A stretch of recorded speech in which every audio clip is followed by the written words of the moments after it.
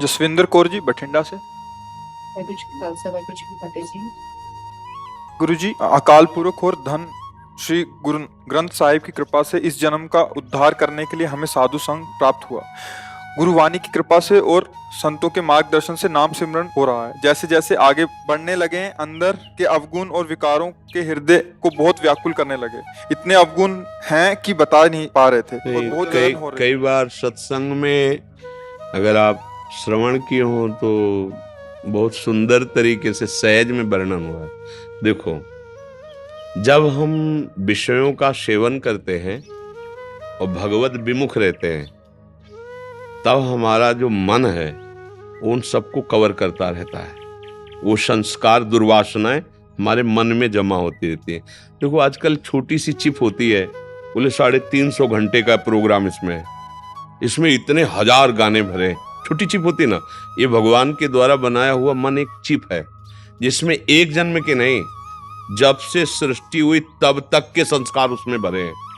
अब भजन जब शुरू हुआ, अब वो सब सामने आ रहे हैं। तो अनेक जन्मों में बहुत सी गंदी आदतें, बहुत से गंदे आचरण, बहुत से क्रूर कर्म अज्ञान के द्वारा हमसे हुए हैं। अगर ना हुए होते तो अब तक हम मुक्त हो गए होते। तो अब हम जब भजन करना शुरू करते हैं तो अब हमें मन को क्या करना है? खाली करना है, निर्मल करना है। भगवान कहते हैं, निर्मल मन जन सो मोहि पावा, मोहि कपट छल छिद्र न भावा। अब ये संस्कार दुर्वासना मम सदा परिकर्षयन्ति, दुर्वासनाएं हमारे मन में भरी। तो जब हम गुरुवाणी का गायन करते हैं, गुरु प्रदत्त नाम जप करते हैं, साधन में बैठते हैं, तो अब वो हमको निकलते दिखाई देते हैं।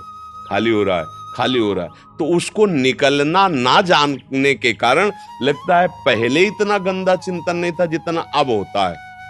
अगर आप धैर्य पूर्वक रहें और मन से जो स्फुरणाएं हो रही उनसे उदासीन रहें। उदासीन का मतलब होता है ना बुरा मानना ना अच्छा मानना। अगर बुरा माना तो द्वेष हो गया, अच्छा माना तो राग हो गया। दोनों में टिक जाएगा वो संस्कार जो निकल रहा है। और उदासीन, राधा राधा, ये जो आप जप रहे वो बराबर जप रहे, देख रहे हैं, निकल रहा है, निकल रहा है। एक दिन देखेंगे स्फुरणा ही खत्म हो गई, हृदय शांत हो गया, निर्मल हो गया। अब अगर सत्संग ना मिले तो उपासक को इसका स्वभाव है, मन का व्यथन ऐसा मथित करता है, व्याकुल करता है, चाहे आने में हो चाहे जाने में हो। बुरा आदमी आएगा भी तो जलाएगा, दुख देगा, जब निकलेगा तब भी दुख देगा। उसका काम ऐसा ही है, मिलने के समय दुख देगा और जाने के समय भी दुख। तो बुरी जो वृत्तियां हैं वो जब निकलती हैं तो ऐसे थोड़ी, वो हृदय को मथती हैं, तब निकलेगी। कोई अब 10 साल से तुम्हारे घर में रह रहा हो, तुम ऐसे प्रेम से कहोगे चला जाएगा क्या? आप तुम्हारे को डंडा उठाना पड़ेगा। शासन, सरकारी शासन लो। अब हमारे पास सरकारी शासन गुरुवाणी है, गुरु प्रदत्त नाम है। अब मन पे डंडा पड़ रहा है, उसमें जितने रहने वाले विकार सब सामने निकल निकल के भाग रहे हैं। साधक घबरा रहा है कि इतनी गंदी चिंतन, इतनी गंदी वृत्ति, इतनी गंदी बात तो पहले नहीं थी जब से भजन शुरू किया था। अगर आप उसे वर्तमान में आता हुआ स्वीकार करके उसके अनुसार चल देंगे तो भ्रष्ट हो जाएंगे। और अगर टिके रहे गुरु कृपा से, वो एक ऐसे निकलते जाएंगे। शांत, चुप रहो, किसी से कहो मत, उनकी सत्ता नहीं है। उनकी सत्ता मत दो कि हमारे अंदर ये वृत्ति आ रही है, हमारे अंदर ऐसी गंदी बात, बिल्कुल नहीं, उनकी सत्ता नहीं है, वो असत है। भगवान कह रहे हैं, मात्रा स्पर्शास्तु कौन्ते शीतोष्ण सुख दुखदा आगमा पाइनो अनित्यास्तास तितिक्षस्व भारत। तू सह, चुप रह, ना दोस्ती कर उस वृत्ति से, ना दुश्मनी कर। वो निकल रहा है क्योंकि नाम चल रहा है, मंत्र चल रहा है, गुरु कृपा से शास्त्र स्वाध्याय हो रहा है, सत्संग हो रहा है, संयम से रह रहे हो। अब आ नहीं सकता कोई, पहरा लगा हुआ है नाम का।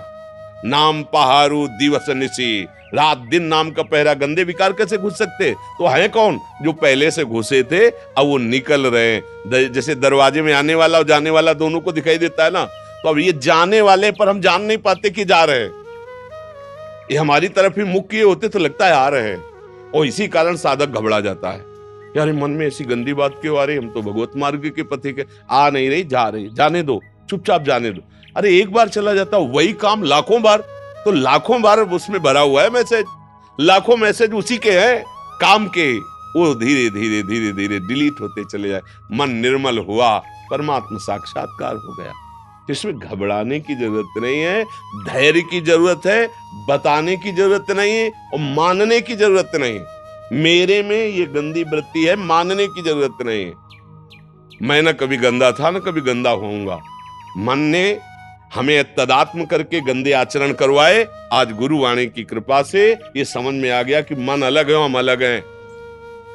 ये तन अलग है, मन अलग है, हम अलग हैं। अब अलग हो करके उस पर दृष्टा दृष्टि रखो, डांट लगाओ, बुरे आचरण मत होने दो। जो बुरी वृत्तियां आ रही उनसे उदासीन रहो, निकल जाएगा, मन निर्मल हो जाएगा, शांत हो जाएगा। पर कहने में बहुत सरल है, जब वो निकलता, मवाद सड़ा हुआ होता है, पक गया होता है, आराम से निकलता है क्या? चीख मारोगे। और वो सड़न वाले स्वभाव गंदे वो निकल रहे, तब उपासक बावरा हो रहा है। बावरा अगर नहीं गुरु कृपा है, समझ नहीं पाएगा तो कूद जाएगा विषयों में कि तब तो शांति मिले। जल रहे कब तक चले? वो जलन मटकी को पक्की कर रही है। प्रेम रस या ज्ञान रस रखने के लिए कच्चा पात्र नहीं चाहिए। और वो जलन आपको परिपक्व, चुपचाप सह जाओ। सहत सहत बाढ़े भगति, जो सह गया। अगला श्लोक है गीता में, इसी श्लोक के बाद, यम ही न व्यथ्यन्ते ते पुरुषम पुरुषर्षभ शम दुखा सुखा धीरम स्वमृतत्वाय कल्पते। इनकी वेदनाओं से जो विचलित नहीं होता, व्यथित नहीं होता, वही परम पद में आरूढ़ हो जाता है, वही फतेह को प्राप्त होता है। बस अपने वृत्ति को समझिए, वो निकल रही है, आ नहीं रही है। और किसी से कहिएगा मत, आप भी स्वीकार कीजिएगा मत। इसके रहस्य है, आपने ठूंठ को भूत मान लिया तो वो भयभीत करेगा। ये ठूंठ है, भूत नहीं है, इसकी सत्ता नहीं है। नासतो विद्यते भाव, ये काम क्रोध इनकी सत्ता थोड़ी है, ये तो मानी हुई बात है, इनकी सत्ता नहीं है। इनकी सत्ता दोगे कि है तो भयभीत करने लगेगा। है नासतो विद्यते भाव, इन असत भावों की कोई सत्ता नहीं। ये आने जाने वाले, ये बराबर रहते हैं क्या? अभी हैं, थोड़ी देर बाद नहीं, थोड़ी देर बाद मन प्रसन्न, थोड़ी देर बाद मन कामी, थोड़ी देर बाद मन क्रोधी। इसी को एक रस में लाना है, घसीट करके। जो क्षणे क्षणे में बदल रहे हैं, इनकी बदलाव को रोककर एक रस में लाना है। वो है एक, वही अकाल, वही ओंकार, वही है परम पुरुष, वही है वाहेगुरु। उसी में लाना है। जब उसमें हम ले आएंगे ना, तो फिर ये आएंगे कहां? फिर तो फतेह हो गई, नहीं हो गई? फतेह का शब्द क्या है? विजय। वो विजय हो प्राप्त कर। किनसे फतेह प्राप्त करना है? बाहर तो अलग बात है फतेह, यहाँ की फतेह चाहिए। वाहेगुरु के द्वारा वाणी का वैभव परमेश्वर का जब अंदर गया, तो उसने फतेह दिला दी, विकारों से मुक्त कर दिया। यही बात तो समझनी है। जी आगे लिख रहे हैं कि आज 5 महीने पहले आपकी ऐसी ही वाणी सुनने को मिला और अभी बहुत गुरु कृपा हो रही है। केवल ये शुक्रिया करने आए हैं आपका वृंदावन की। महाराज जी आपकी वाणी मिली। शुक्रिया की जरूरत नहीं है, क्योंकि हम सब जैसे 20 विद्यार्थी चल रहे हो, किसी क्लास में पढ़ रहे हो, तो एक दूसरे से बात करके चलने में अपनी और प्रवीणता हो रही, तो हम एक दूसरे का धन्यवाद नहीं देते। हम तो एक दूसरे मित्र हैं। अपने गुरु प्रदत्त लक्ष्य पर पहुंचने के लिए हम सब मित्र हैं। एक दूसरे से बोधयंता परस्परम बात करके और निखार अपनी बुद्धि को लाते हैं और चलते हैं गुरुदेव के चरणों में, उस परमेश्वर के चरणों में। तो धन्यवाद की तो जरूरत है नहीं, क्योंकि हम सब एक ही घर के, एक ही परमेश्वर के उपासक हैं और एक ही मित्र हैं। उसी के पास चल रहे। तो यात्रा कैसे कटती है? वार्ता करते करे तो यात्रा बहुत जल्दी कट जाती, नहीं? अकेले चले तो कितने किलोमीटर रह गए, कितना बड़ी परेशानी, और बातचीत में कई किलोमीटर निकल गए पता नहीं चलता। तो बोधयंता, भगवान कह रहे हैं, बोधयंता परस्परम कथयंत च माम नित्यम तुष्यंत च रमन्ति। अगर हम अपने प्रभु की चर्चा करते हुए, प्रभु की बातें करते हुए, उन्हीं का चिंतन करते हुए, तो परमार्थ की यात्रा कब कट गई हमें पता नहीं चलेगा। तो हम लोग साथी हैं। साथी को धन्यवाद नहीं दिया जाता, धन्यवाद दूसरों को दिया जाता है। हम तो साथी हैं, हम तो मित्र हैं। हम सब मिल करके उसी अपने मालिक के पास चल रहे हैं, उसी की गाथा गाते चल रहे हैं। अगर कोई कहता बहुत दूर थक गए, तो एक दूसरे को उत्साह बढ़ाते, नहीं भाई वो देख नजदीक आ गए हैं, नजदीक आ गए, उत्साह बढ़ता है। अरे निकल गए तुम, अब कितना समय रह गया, मस्त हो जाते। सत्संग क्या है? उत्साहवर्धन। अपने स्वामी की तरफ, अपने प्रभु की तरफ एक एक कदम बढ़ाने में जो हमें श्रम सा लग रहा है, वो श्रम न लगे और आनंद आ जाए, उत्साह। कोई भी हार रहा हो और अगर उसको प्रोत्साहन दे दिया जाए ना, ए तू जीत गया, भले वो नीचे पड़ा है, ये तू जीत गया, अब इसमें देखो बड़ी शिथिलता आ रही, तुम पटक दोगे, वो पटक देगा, क्योंकि उसको वाणी के द्वारा उत्साह मिल गया।